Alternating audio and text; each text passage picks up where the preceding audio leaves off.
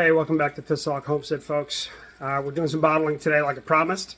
I'm going to turn around real quick because y'all don't need to see this. Alright, so we're siphoning out the Acerglyn, the oak Acerglyn.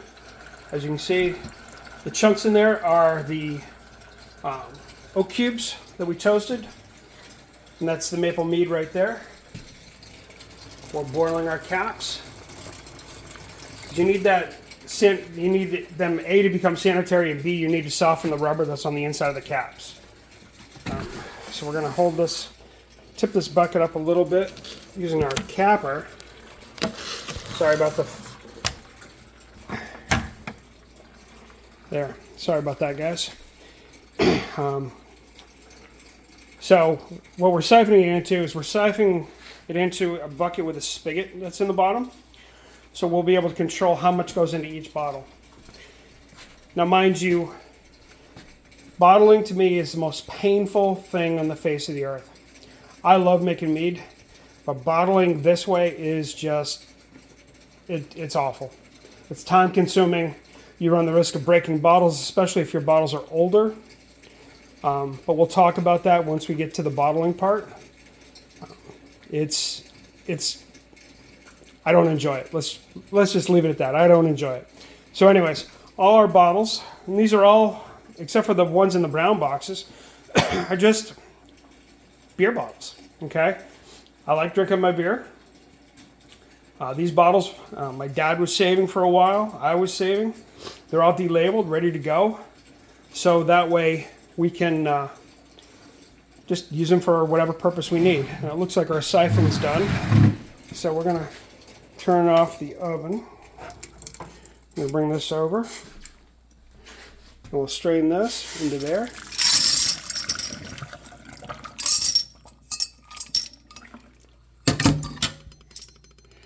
And just set them right in there. That way if there's any extra water, it drains right in there. No big deal. So, bring out a towel. We'll put that on the towel because you never want to put a hot item right on the counter. The other bucket up here is our peanut butter and jelly. We're going to bottle that today as well. But I figure we're only going to deal with one for right now. We'll get this out of the way because it's going to be wet over here. Okay, that being said, we're all good. I'm going to put you on hold while I switch buckets. The bucket with the siphon is going to go up on the counter and the other bucket's going to go across the counter. Okay, so we're going to... Okay, everybody. So here's the deal. There's the siphon. Here's the bottle. Okay. You're going to put it at an angle so you don't get a lot of bubbles. You want to fill it up. And I did one to show you about that, full from the top. It gets you about 12 ounces per bottle. Okay. And that matches up with what you would get in a grocery store, so to speak, on a beer. One other thing I wanted to show you is we have a brew kitty. Dill. He's very interested in everything to do with brew, especially the noise the siphon makes. Right, buddy? This is my youngest child's cat. His name is Tom Bombadil. We call him Dill for short. So he's my brew kitty, as well as my brew puppy. She's napping. We've already talked about her. So anyways, I only have one hand to be able to hold this and to do the whole thing. If my son comes down, maybe I'll see if they'll hold the camera while I show you how to actually fill the bottle. But anyways, like I said, these are all leftovers. Put it at an angle.